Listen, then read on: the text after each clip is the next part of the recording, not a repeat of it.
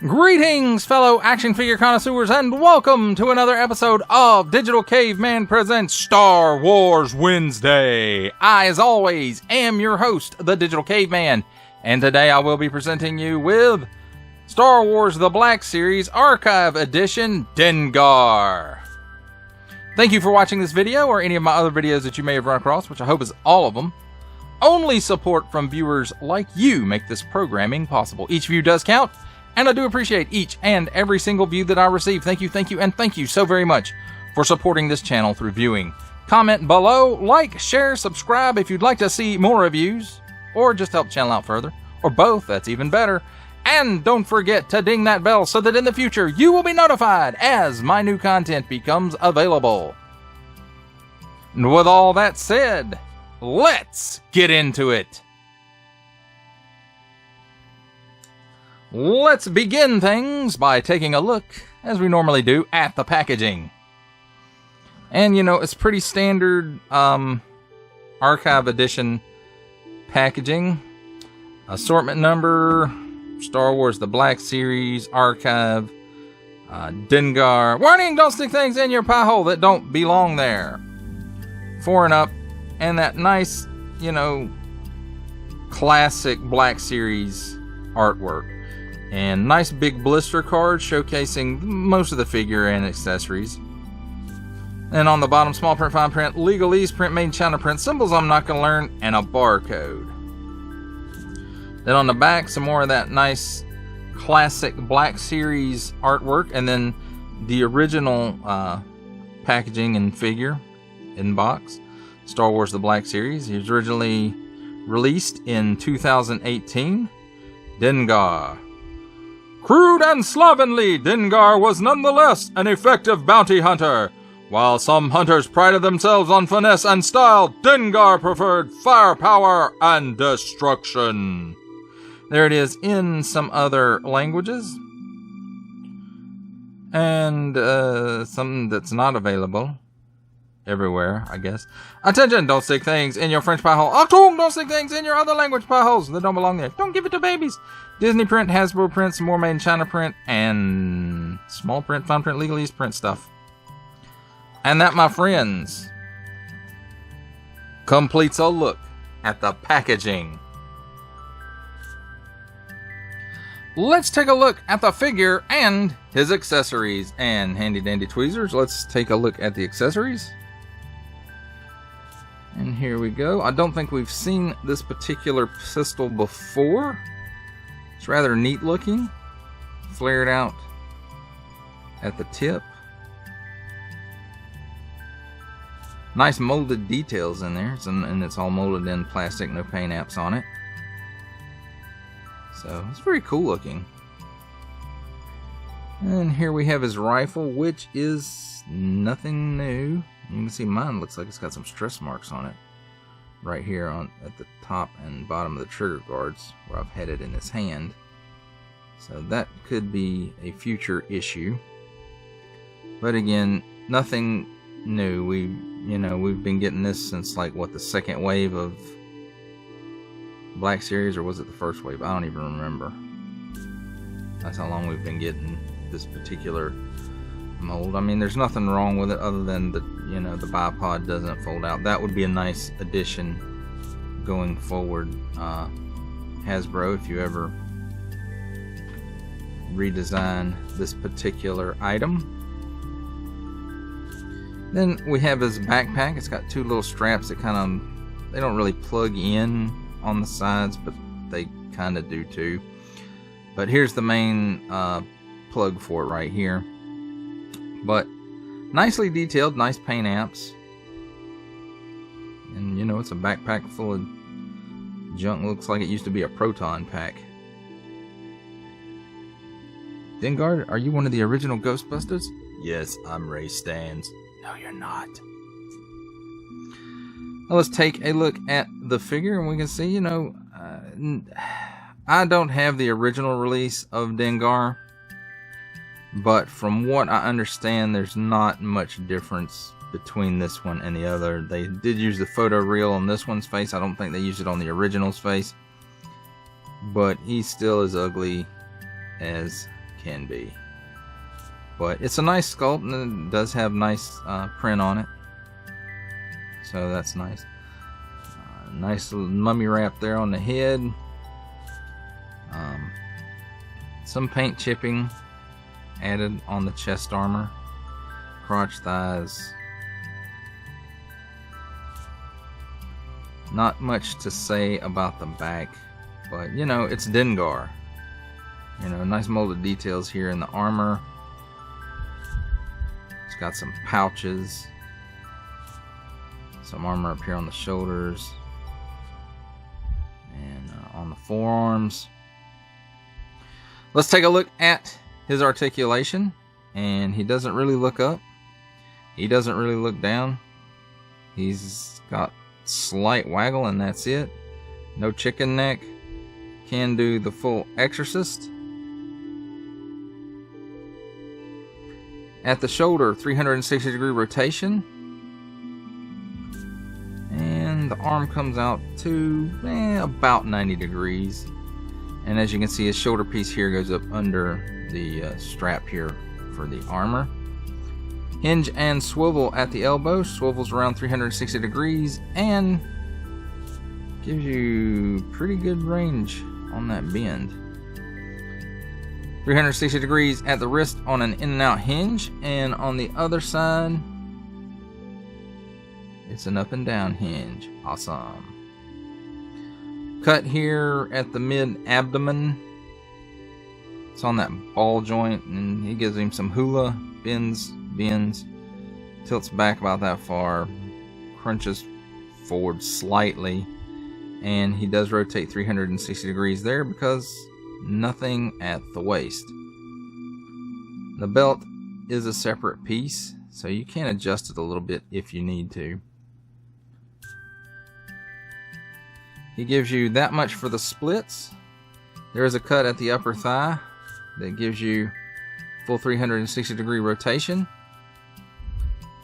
He kicks forward not quite 90 degrees and back none at all because his bounty hunter butt gets in the way. Double hinged pinned knee, and it gives you that much bend, so it's not bad. Tilts down that far at the ankle, tilts up that far, and forward facing pin for rocker. Now, as far as how his accessories go, I ain't a big fan. I'm sure this is screen accurate, but anyway. You kind of have to force the pistol in it because the flared barrel is slightly larger than the barrel hole of the holster.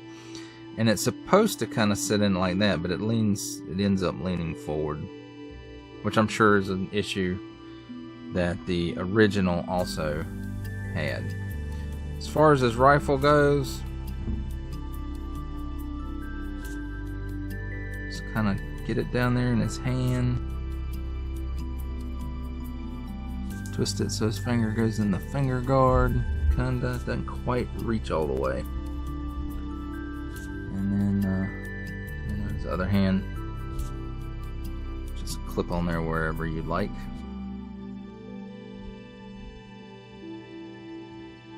So that's pretty neat. And then the backpack, you can see, it's a weird shaped hole, but it's a weird shaped plug.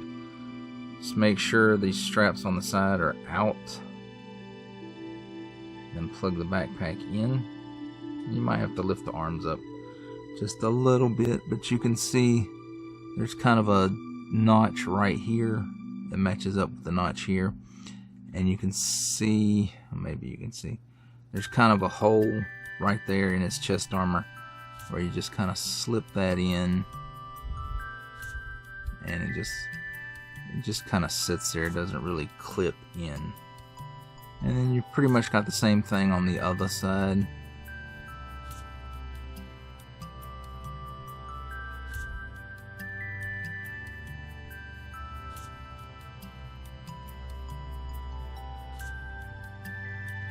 And there we go.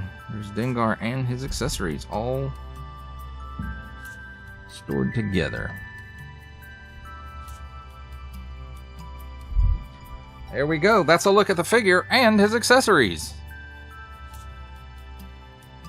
Now it's time for my favorite part of a review, comparisons. And let's compare this guy with some of the other Empire Strikes Back bounty hunters, or just bounty hunters in general, but mostly from Empire Strikes Back. Here we have him with that very first Black Series Boba Fett, which is the Empire Boba Fett. And again, this is the first release, not the archive edition. And just for some fun, here we have the prototype Boba Fett.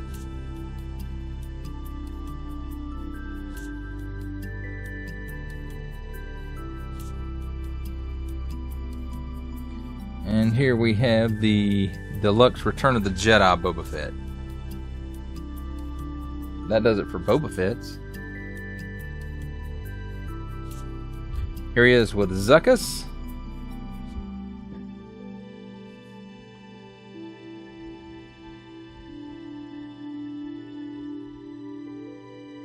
Here he is with Forlom, or 4LOM.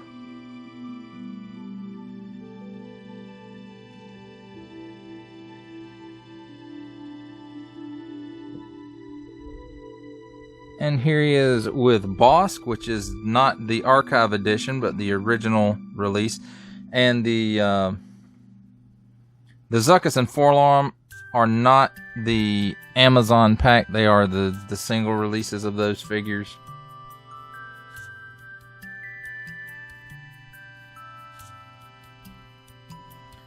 And for our last bounty hunter, here we have him with the archive release of IG-88, who is on a stand because he won't stand on his own.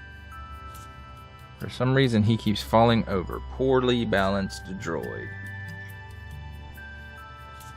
In our last Black Series, we have the Archive Edition 501st Legion Clone Trooper. How does he stack up with other lines? Let's take a look. From the Marvel Legends series, making his cameo appearance. Here we have Stan the Man Lee.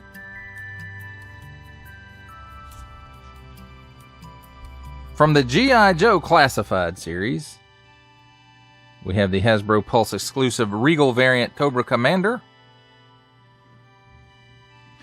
And for a 7-inch scale comparison, we have McFarlane Toys DC Multiverse 3 Jokers, the Joker, the Clown.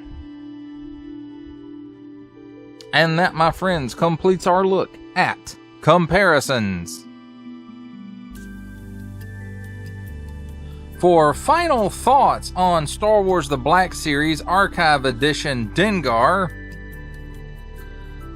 I don't have the original to compare it to, so I can only go about things that I've heard, which is there's not much difference in the two releases.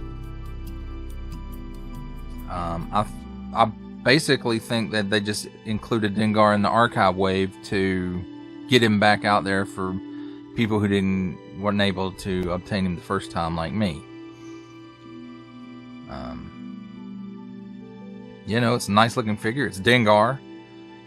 Obviously, if you're a Empire Strikes Back fan, or fan of the old Kenner line and had this guy, you kind of would want him. Well, that's the reason I got him, because I had the old Kenner figure of him, and I thought, while he's kind of doofy looking, he's also kind of cool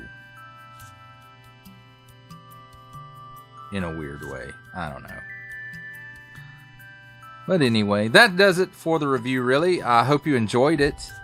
I enjoyed making it. Only support from viewers like you make this programming possible. Each view does count, and I do appreciate each and every single view that I receive. Thank you, and thank you so very much for supporting this channel through viewing. Comment below, like, share, subscribe if you'd like to see more reviews, or just help the channel out further, or both. That's even better.